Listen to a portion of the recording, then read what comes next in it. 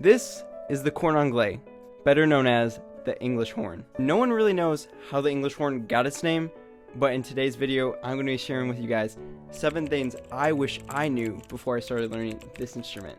What is up, YouTube? Welcome back to another video where I teach you cool things about music, instruments, and so much more. So if that's something that piques your interest, you should definitely consider subscribing today. Anyways, let's dive into the 7 things you need to learn about the English horn before you start learning it yourself. Make sure you stick around to the very end because the last one is going to surprise you. So the first thing I wish I knew about this instrument ahead of time was that the English horn is very expensive. In fact, it's almost as expensive as the oboe. What? And in my opinion, even more. Right here, this cost around $10,000. That's right, just for a brand new instrument. And that doesn't even include the bocal, the neck strap, the other accessories you need to buy, and reeds. All of that is included, and there's a lot of materials you need to buy and invest for a brand new instrument. So this is just as expensive as the oboe, if not more. This brings me to my next point. The English horn has a lot more accessories than the oboe. Unlike the oboe, the English horn has a bocal, which is a long metal tube that connects the reed to the instrument. Bocals come in all sorts of shapes and sizes, and they determine about a third of the sound you want on this instrument. Finding the right bocal is like finding the right instrument for you. I, of course, don't own my own English horn, but if I did, I'd have to consider buying the perfect bocal for the right instrument. Additionally, you're probably going to want to invest in buying a new neck strap and a thumb rest to help with the ease of playing the English horn. There are tons of different neck straps out there, from the simple one like mine that just go around your neck to an all-inclusive one that's like a vest where you put around your body and it distributes the weight that way. And there's other things that you can add to the instrument itself, like a peg, to help with the weight distribution. So when you're purchasing one, these are all things to consider when you're learning the instrument, and you'll have to spend some money and do some trial and error, but it's worth it for you in the long run. The third thing I wish I knew about the English horn was that it has a half-hole key that's almost identical to the oboe. Just like the oboe, the half-hole key is a key you slide your index finger up or down to change the octave of certain notes, and it helps with other fingerings of the upper register.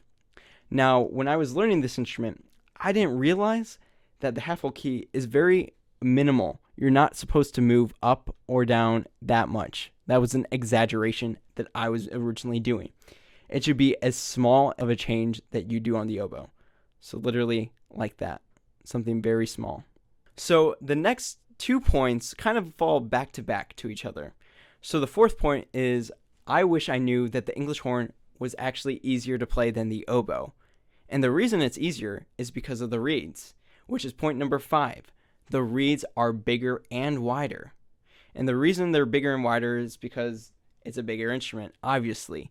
But this makes it easier to play because you have more room in your mouth and a bigger target to hit with your tongue.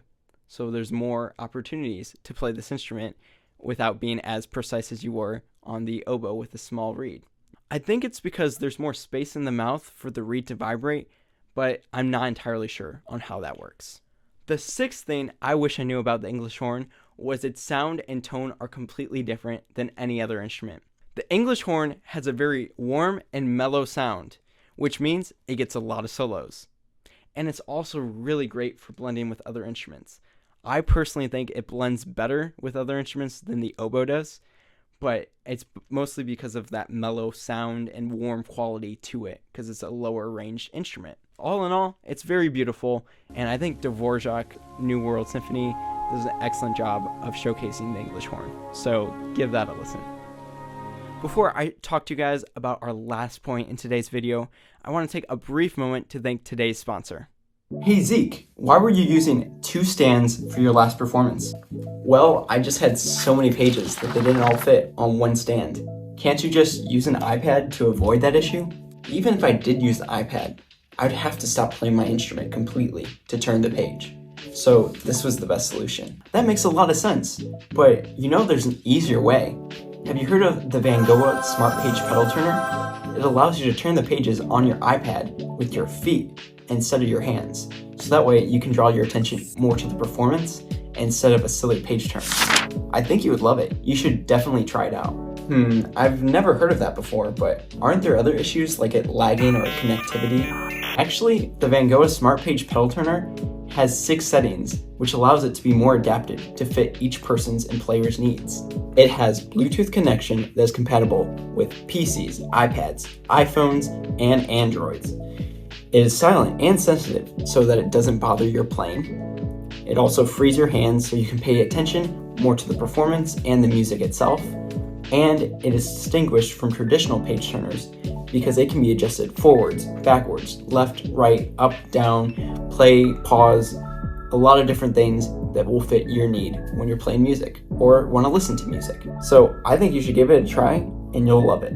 Okay, I will. Gee, this works so much better than paper. I wish I would have known about this sooner. Well, it's a good thing you know now. If you guys are interested in making your music playing a whole lot easier, definitely check out the link below and use this discount so that you can save money for your next purchase. And now we can resume back to our original video.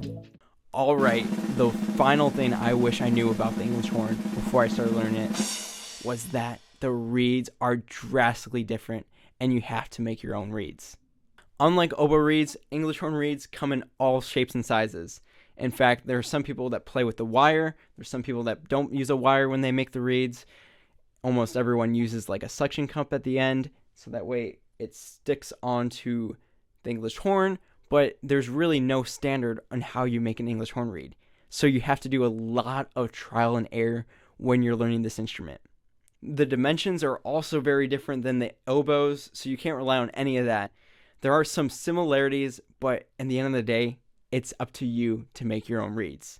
And the reed you make determines the sound you're going to get on the instrument. So if you feel like you can't do this, don't worry. It just takes time, and eventually you will be pleased with the sound you like. It's a lot of work, but it is really cool when you can say you made your own reed. Although the reeds are one of the biggest challenges for learning the English horn, I think that's what gives each English hornist their own unique sound and personal style of how they play the instrument.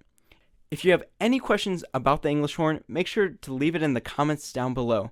I hope you guys enjoyed this video, and if you did and you're not subscribed, make sure you smash that red button so that way you can see more cool and awesome videos coming your way. And as always, take care and have a wonderful day.